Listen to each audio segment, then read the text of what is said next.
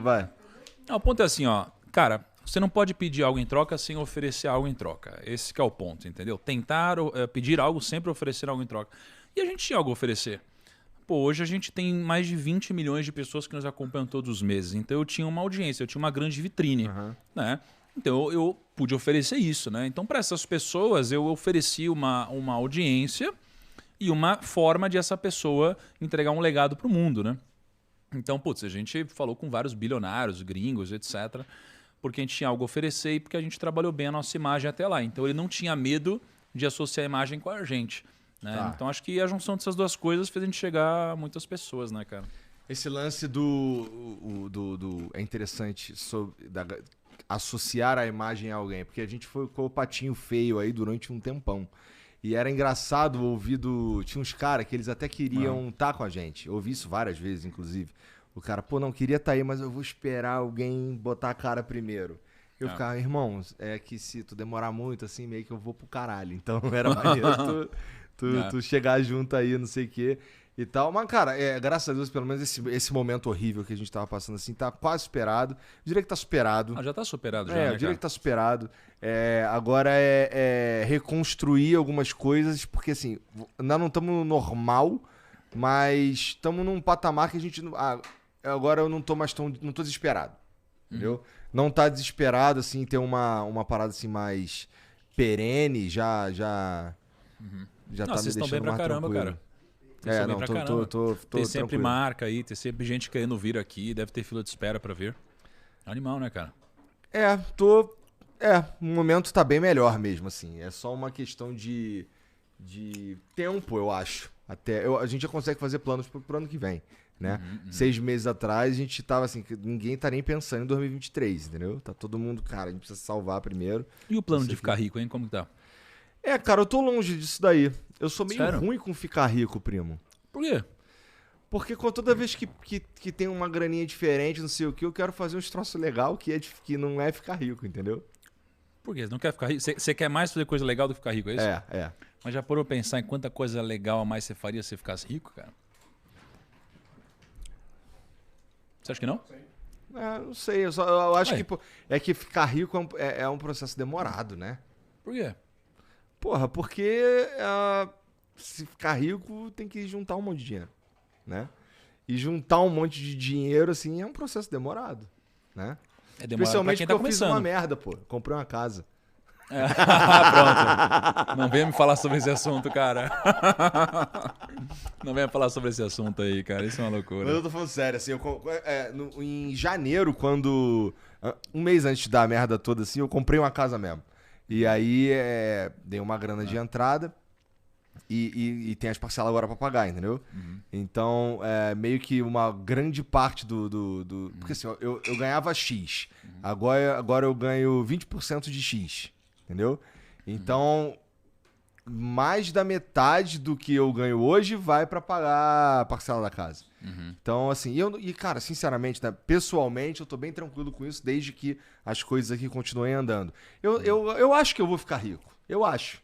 Mas é que eu queria eu queria primeiro pôr no mundo umas paradas aí, sei lá, ampliar a voz de pessoas, ou chegar em lugares e pôr no mundo umas coisas legais.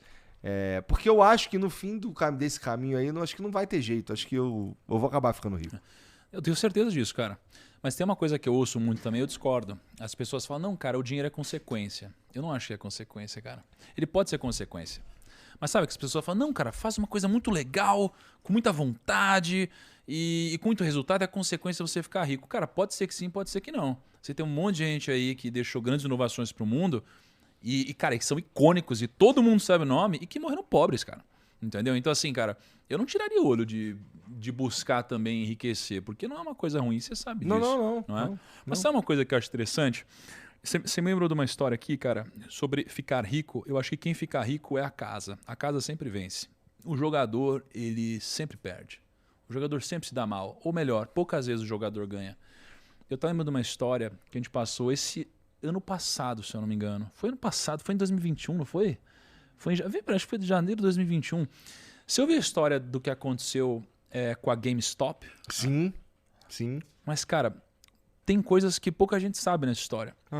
Então, olha só. A GameStop é uma empresa que eu sou, sempre fui super fã, eu sou nerd pra caramba, não é? E ela tava indo muito mal das pernas.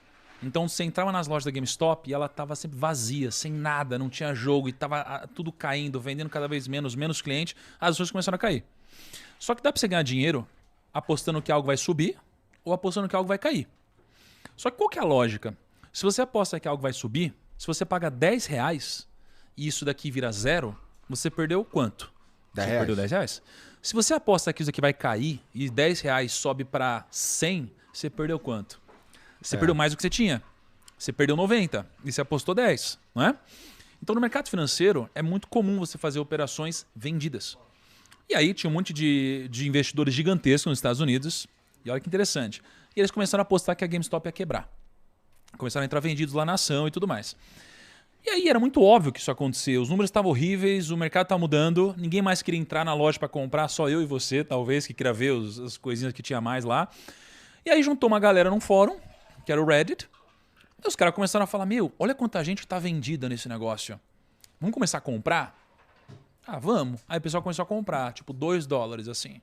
Começou a comprar, subiu $3, $4, $5. Cara, você vai de 2 para $4, você já perdeu 50%, você já perdeu muito. Se você apostou 2, cara, você já perdeu muito se virou 4. Aí $4, $5, $6, aí o pessoal começou a se juntar no fórum. Galera, vamos comprar todo mundo e tal. Aí $7, $8, $9, $10.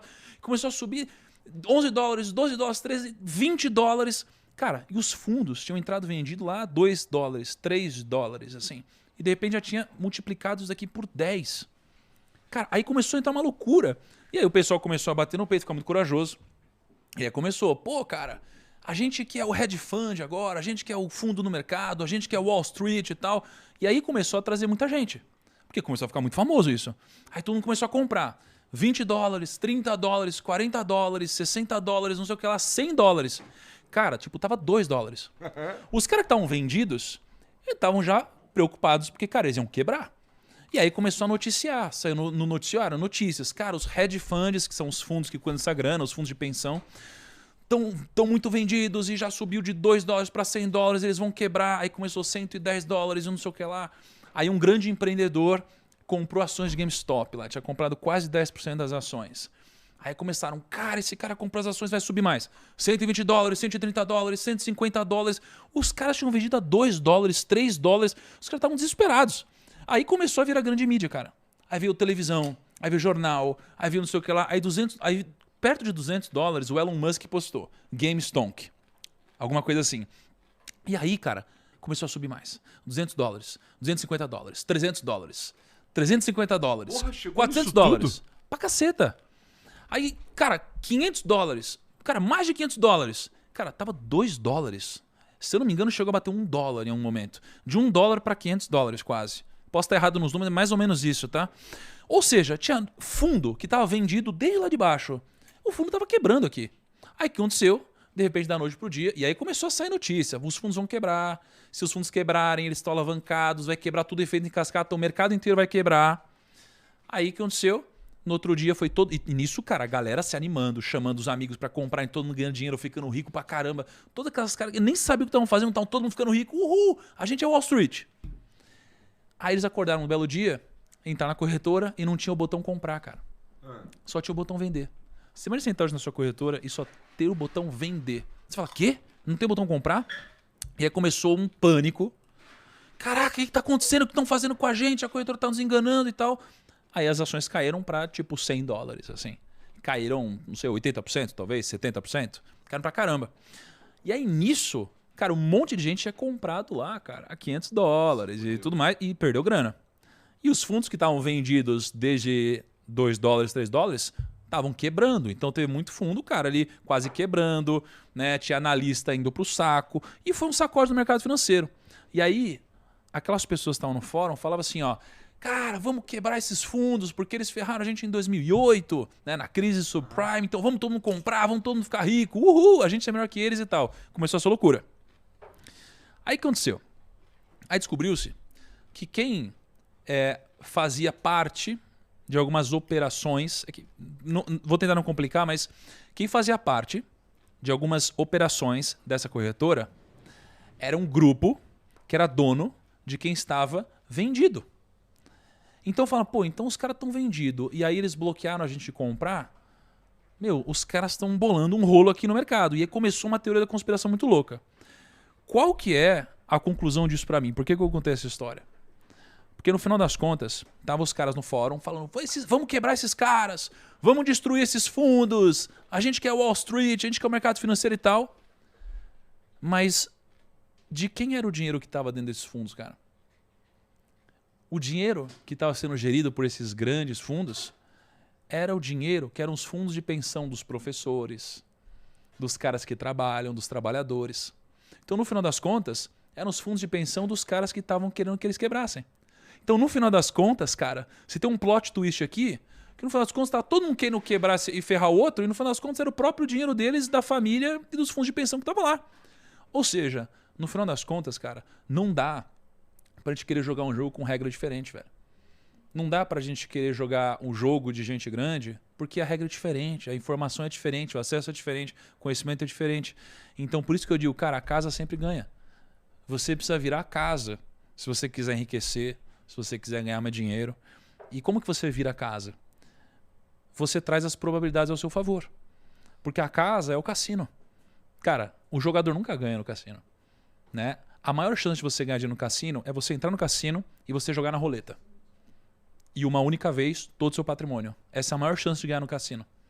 Porque você tem na roleta o preto e o vermelho, e você tem o 0 e o 00, que são verdes, né? Então você tem quase 50% de chance de ganhar. É algo entre 46% e 48% de chance, eu não sei direito.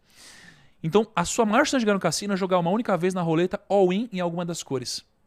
Quanto mais você joga, mais você perde, porque as probabilidades estão contra você.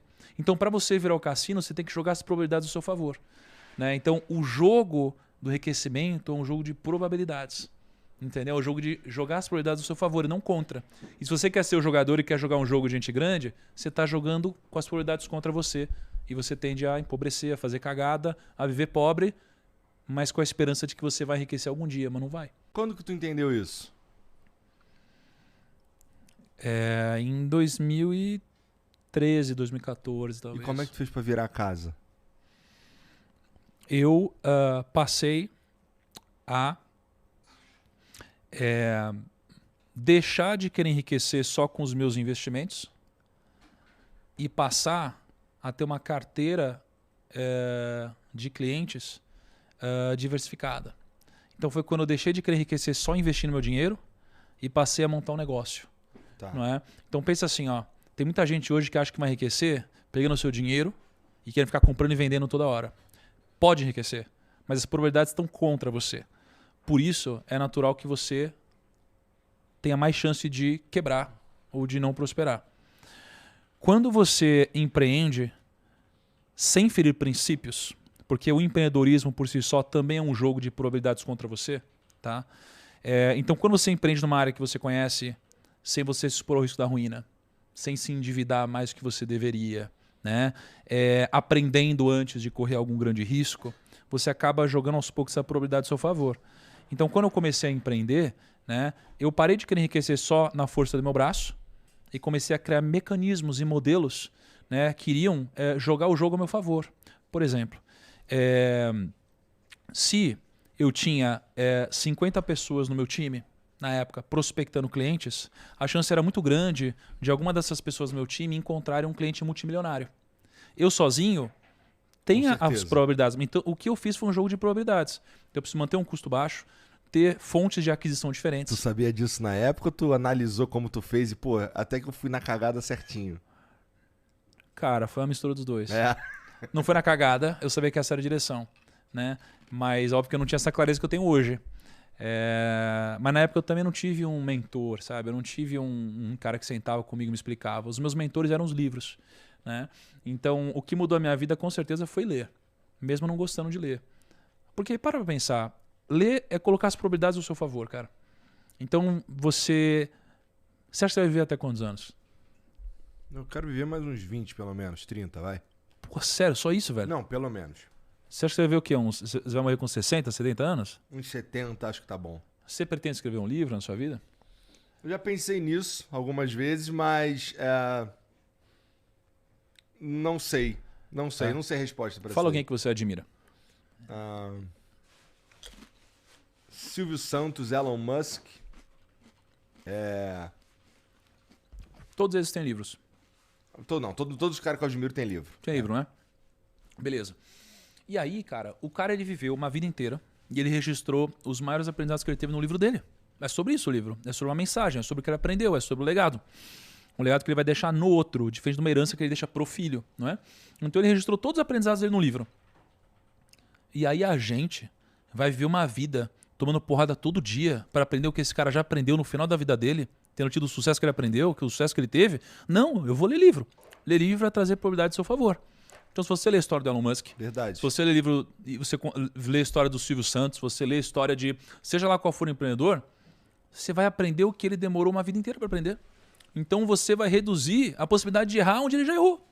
Não é? Então, eu conheci Deus por causa de um livro. Não é? Eu descobri o que era equity através de um livro. Eu aprendi que existia o significado de um propósito através de um livro. Então, algumas das grandes viradas que eu tive na minha vida foram lendo livros. Então, assim, a nossa vida é um jogo de probabilidades, cara. Eu não posso andar sem cinto no banco de trás. Preciso reduzir meu risco da ruína, preciso reduzir meu risco de morte, né? Eu preciso reduzir meu risco de tudo. Eu não posso querer me alavancar de alguma forma. Cara, tem banco aí que talvez quebre, porque se alavancou, não porque era um banco ruim, né? Você precisa trazer probabilidade a seu favor. A vida ela é um jogo de probabilidades, cara. E, pô, acreditar em Deus é melhorar essas probabilidades também, não é? Lógico, pô. Se você morrer, você chegar lá e descobrir que não existe Deus, tanto faz, né? Você nem tá lá mais. Se você descobrir que existe Deus, pô, que bom, né? Acreditar que Deus existia, né? É uma probabilidade. E é até lógico e racional, talvez, acreditar que algo maior pelo menos exista. Eu acredito que Deus existe. Tem gente que acredita...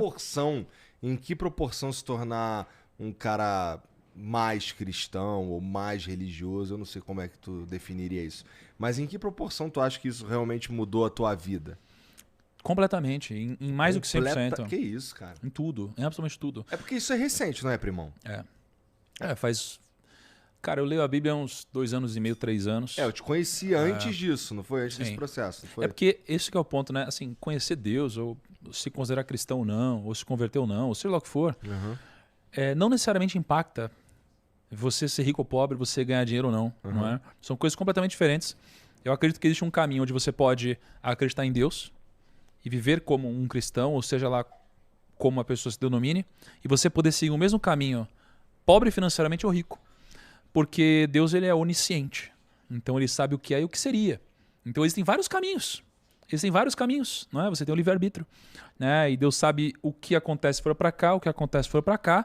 Mas eu acho que tem gente que acaba servindo a Deus, mas às vezes por acreditar, seja por uma questão de religiosidade ou por uma questão de origem, ou talvez por um excesso, né, de dogmas, ou seja lá o que for, a gente acha que ser rico é errado e ser pobre é humilde e nobre. Não é? E por isso muita gente acaba indo por aqui, né? Não é uma questão cultural, especialmente do brasileiro, demonizar a riqueza? Eu vejo que tem uma... Assim, na verdade, eu consigo enxergar duas vertentes. Assim, se você se torna um empresário, se você se torna um cara que... Isso é interessante até. Que faz a roda girar e tudo mais, e uma galera se dá bem, e existe a possibilidade de pessoas terem um emprego por sua causa e tal. Vamos lá, do iFood, por exemplo.